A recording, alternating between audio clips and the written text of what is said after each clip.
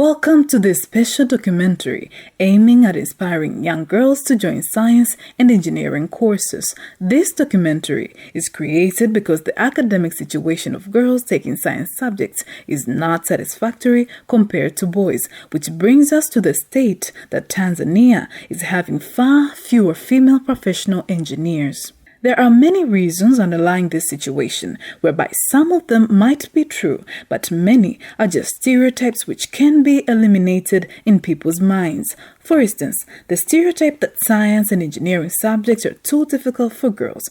For sure, this stereotype can be eliminated. In this aspiring documentary, we will have a number of female successful engineers who will be used to inspire young girls, focusing on the theme, Girls in Science and Engineering Pave the Way to a Better Future.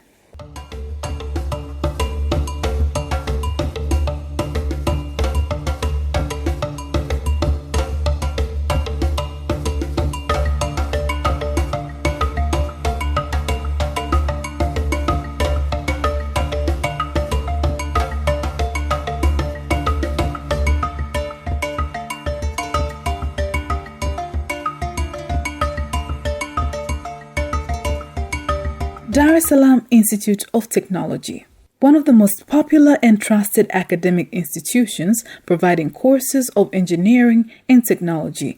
DIT's vision is becoming the leading provider of high-quality engineering education, conducting beneficial engineering and technology research consultancy services, which might be of help to Tanzania as a nation and East Africa in general.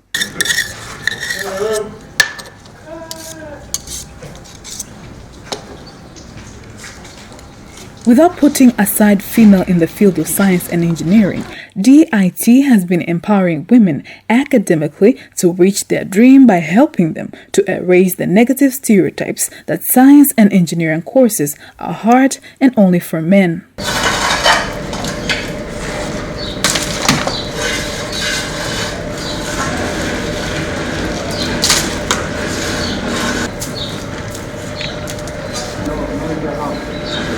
Her name is Lucy Wami, one of the DIT soil laboratory technician, a consultant on building and civil engineering affairs. She underwent a diploma course in building and civil engineering and later came to specialize in soil investigation. She sees herself as an important person in the development of the country because every construction, whether buildings, bridges or roads, soil investigation must be undertaken. In every building process, the foundation will be built in consideration to the soil stability and the bearing capacity of the project in construction. And here, Lucy takes a chance to explain how soil is investigated. First of all, we visit the site, and when we reach there, we take the layout from the client. Then we introduce some balls in which we then do the soil investigation. In other words, we call it drilling. Afterwards, we take some tests while still at the site.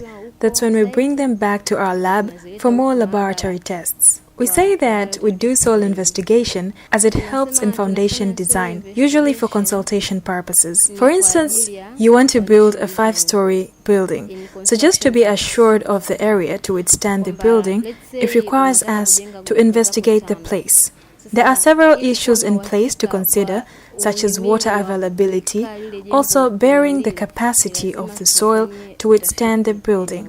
At times, one can think that the soil will withstand the building without knowing that some places need to be stabilized in order to be able to withstand the building.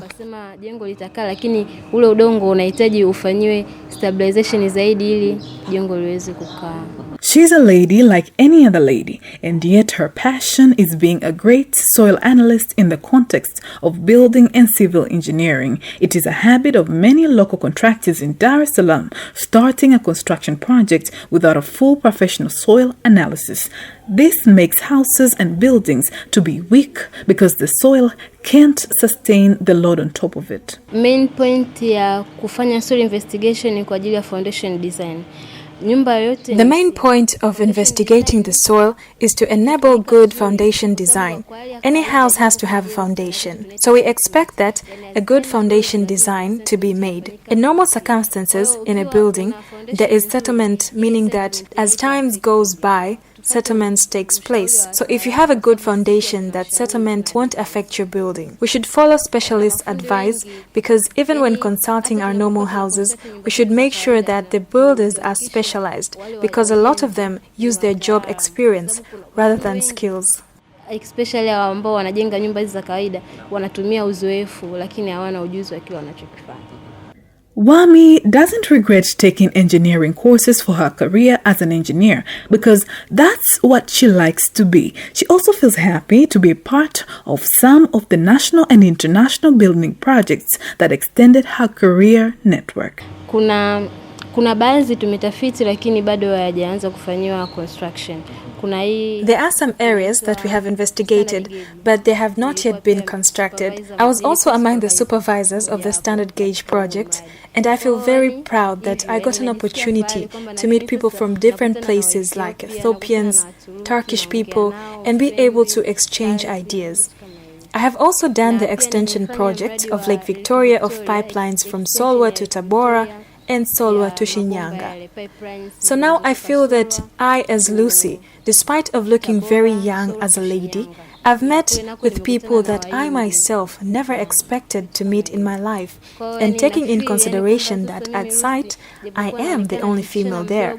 So that respect I get as a young lady who has studied engineering, just that state of being called engineer, I feel proud.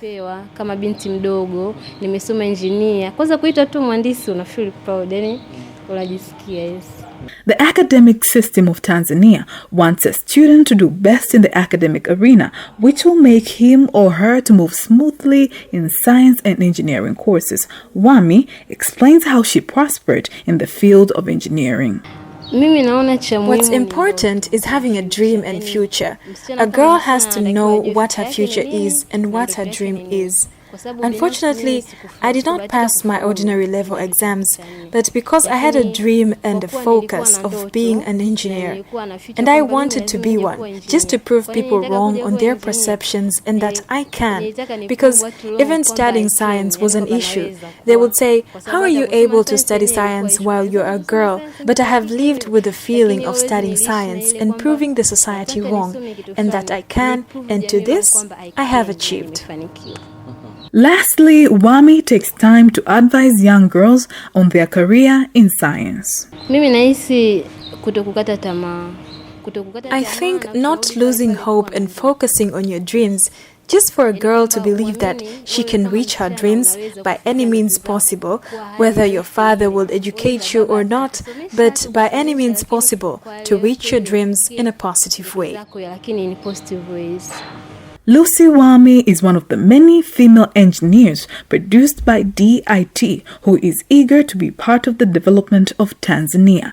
As a woman, she feels like young girls must be empowered by reaching out to them and giving them the awareness and courage of their future as engineers.